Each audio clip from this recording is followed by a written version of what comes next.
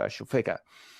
And Jobson kind of definitely seems to, without quite wanting to say it, put this in the basket of the king's health, that it's like the king's ill, he's got cancer, he doesn't know how long he's got, and that's why all of this is happening on an accelerated time frame.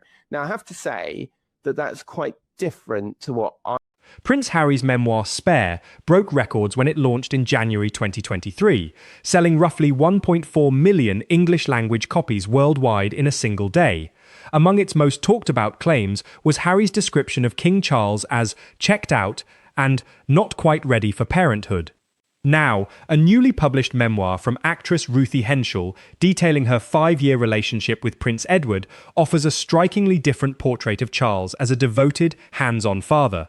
The contradiction has reignited debate about whether therapy sharpened Harry's memory of his childhood or distorted it, with royal insiders now weighing in on both sides. A royal procession that had followed the same 200-yard path through Windsor every June for 6 centuries came to a full halt on live television. The reason traced back 12 days, 1 handwritten page, and a decision made in secret the night before the ceremony. Understanding why that line stopped requires going back to what happened inside a closed rehearsal hall nearly 2 weeks earlier, and knowing who was standing behind the monitors when it did. Which is that actually Camilla's words confirm what a lot of people have said for a long time, that the announcement of the king having cancer was a disaster, was a complete disaster for the king's reign. And really, by the time she was at Maggie's, secretly knowing, oh my God, this diagnosis is not what we expected, it was almost too late. Do you agree with Tom that it was wrong for them to be so transparent? St. George's Hall, Windsor. A rehearsal with no press, no public audience, and no cameras pointed at faces, only technical units aimed at the floor markings. The yellow light was low, family members stood on tape marks, while a man with a clipboard counted paces out loud. The atmosphere shifted when Camilla entered. She bypassed her mark entirely and walked straight to the technical area, where the broadcast team sat behind a row of screens. What those screens were showing was Catherine, Princess of Wales. Camilla, who openly told friends she blames the unbelievable stress induced by his memoir for contributing to her husband's illness. William tells friends something similar about Catherine's cancer. I have reported that as well. Harry came partly to remind the public that he was the king's son, and partly because he believed that by showing up he would get an accurate handle on his father's prognosis, so important for his and Meghan's next steps. He was stunned to be told absolutely nothing in a brief 30-minute meeting at Clarence House. Charles and Camilla left for Sandringham by... Every rehearsal run, the cameras tracked the same subjects, the same people the live broadcast would follow on the day, so Catherine appeared on 3 monitors at once. The slight turn of her head, the small half-smile aimed at someone just out of frame, the 2-finger adjustment of her ceremonial hat without once looking at her hand, the kind of movement that belongs to someone who has done something 400 times and no longer thinks about doing it. Nothing performed, nothing staged. That was precisely the problem. Everyone in that hall understood it was the problem. The government's response was no less chaotic. The Prime Minister went on national radio and said it was good the cancer had been caught early, whereupon the palace, which had made such a song and dance of being super open about the benign prostate, declined to confirm even that, and then announced it would be saying nothing further at all. It was back to the old days of we won't be giving a running commentary. The reaction was entirely predictable. The result of making the announcement before the diagnosis was properly digested and making a rather strong case for the late Queen's long-standing preference for keeping her health a closely guarded secret. Sykes goes on, I would argue... Camilla stood behind those screens and watched her daughter-in-law be, without effort, the most compelling person in the building.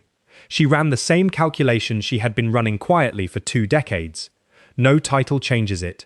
No robe changes it. No amount of positioning beside the king closes the gap between a woman the country has watched grow up and a woman it is still deciding how to feel about.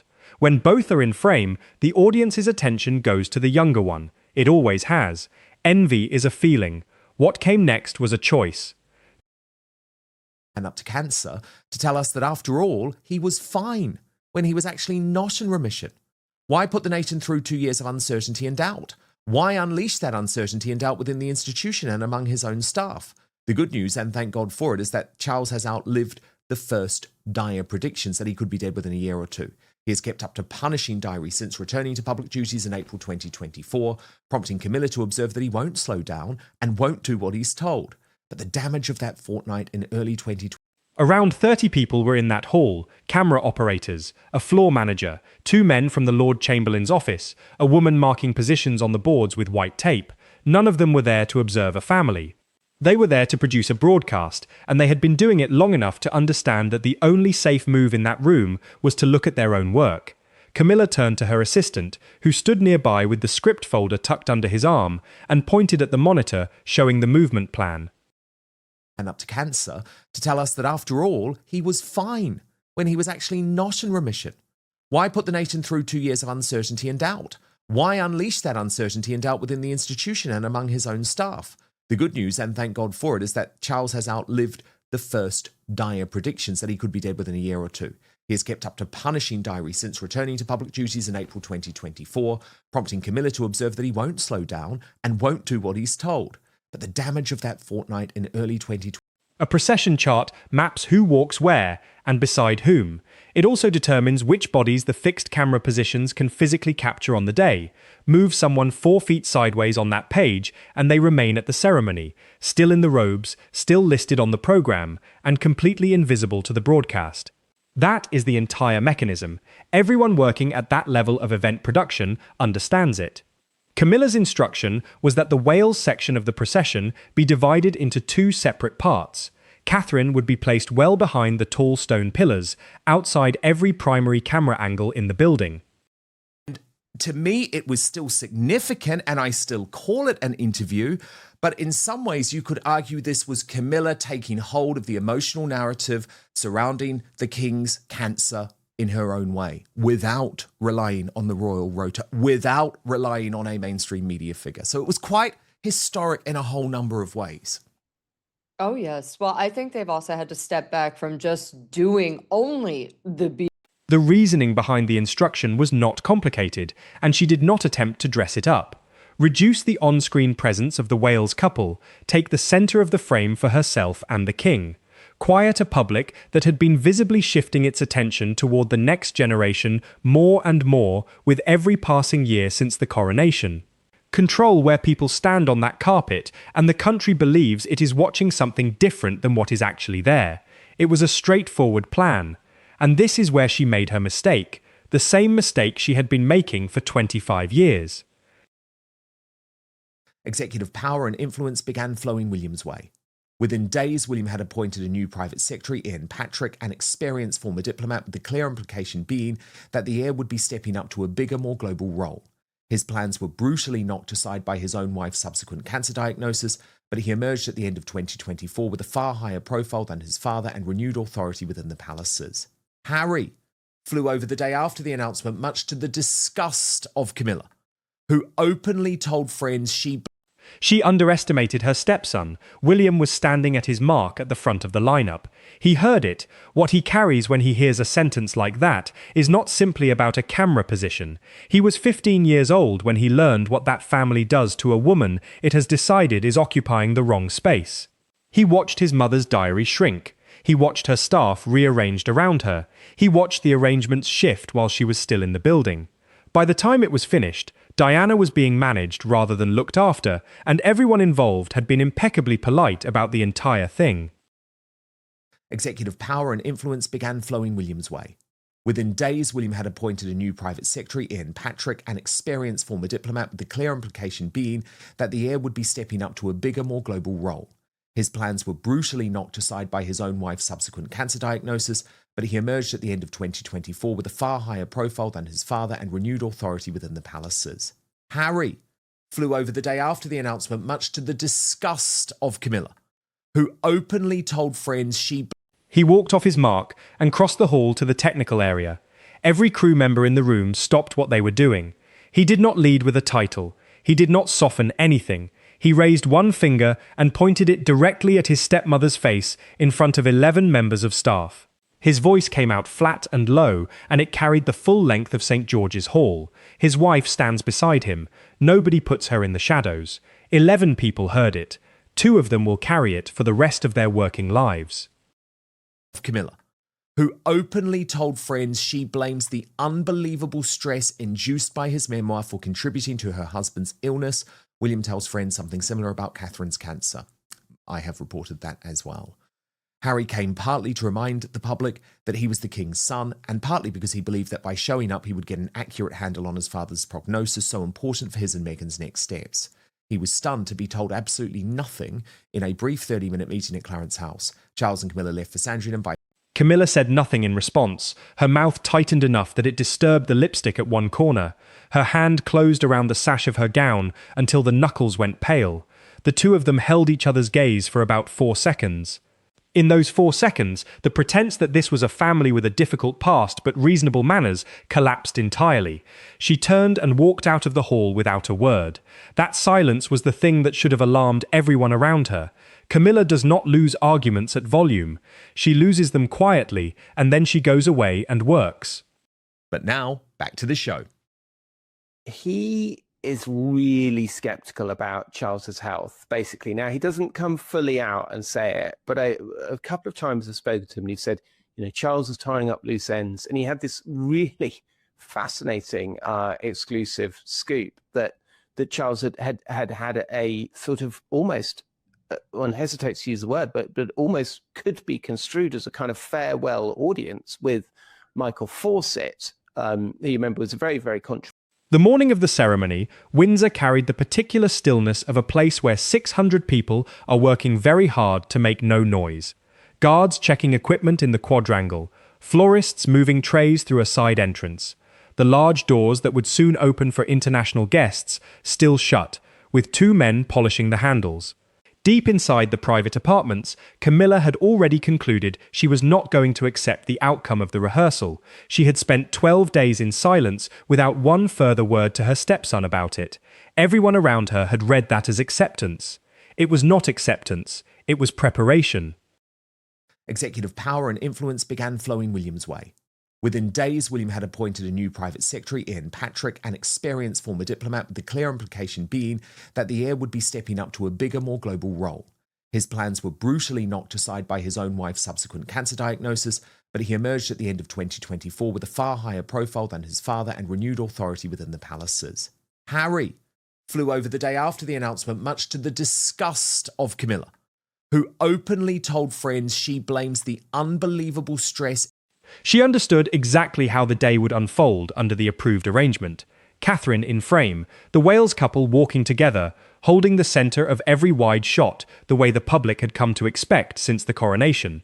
Herself beside the king, half a step behind him, in photographs that morning papers would crop the following day.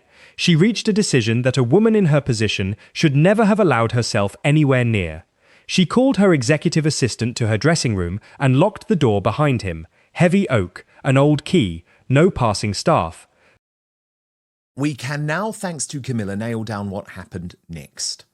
The king was admitted on January the 26th for his routine nothing to worry about procedure and was told he had cancer. He was diagnosed on January the 29th. On January the 31st, his newly informed wife was dispatched to open a cancer centre. On February the 5th, less than a week later, the palace hurriedly released its bombshell announcement that he had cancer, having been bounced into it by himself. Having invited the world to follow his prostate treatment, he faced insatiable interest in his recovery, keeping the worrying new development. On the dressing table, among the makeup and the laid-out pieces for the day, she placed a small sheet of parchment she had drawn herself the previous night by hand. It showed the procession order with one alteration. A gap opened between Prince William and Princess Catherine, wide enough for one person, and an arrow drawn into that gap in ink that had not been entirely steady when it went down on the paper. That was the full plan. One page, one gap, one arrow. What that page was designed to accomplish was not a spacing adjustment.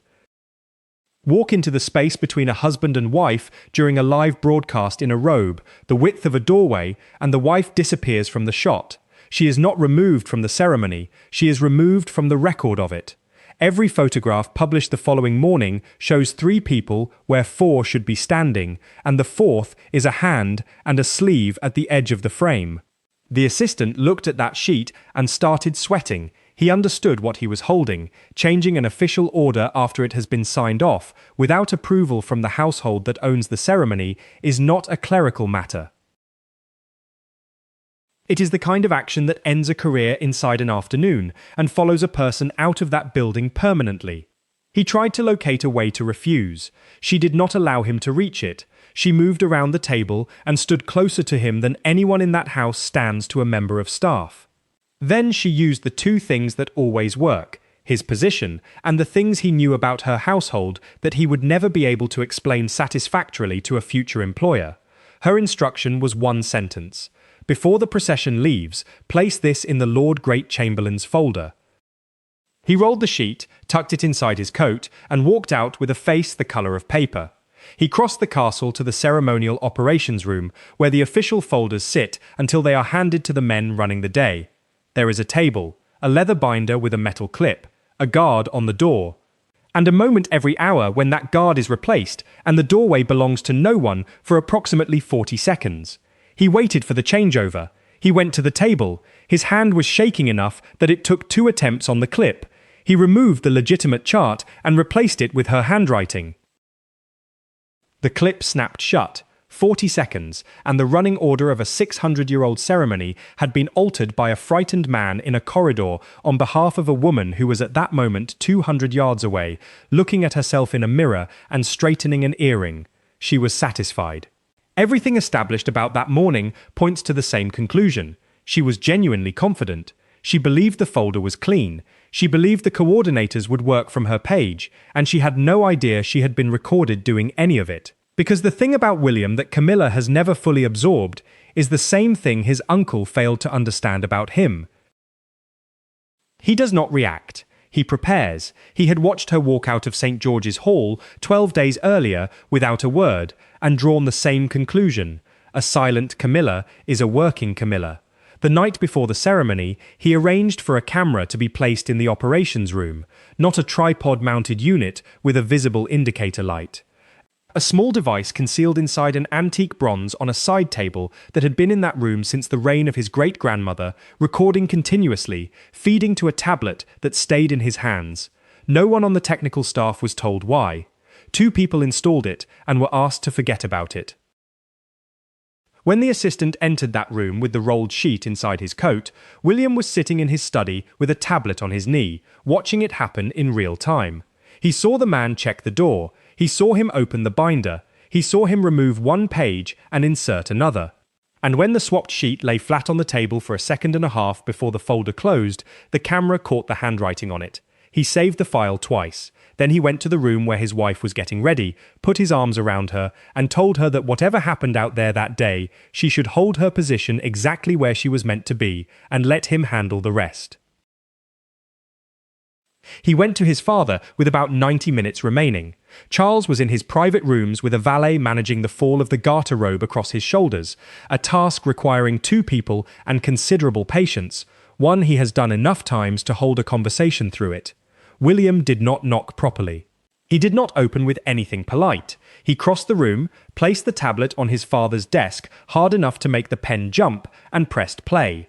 The king stood in half a robe and watched a man he half recognized open a leather binder in his own operations room and replace a page.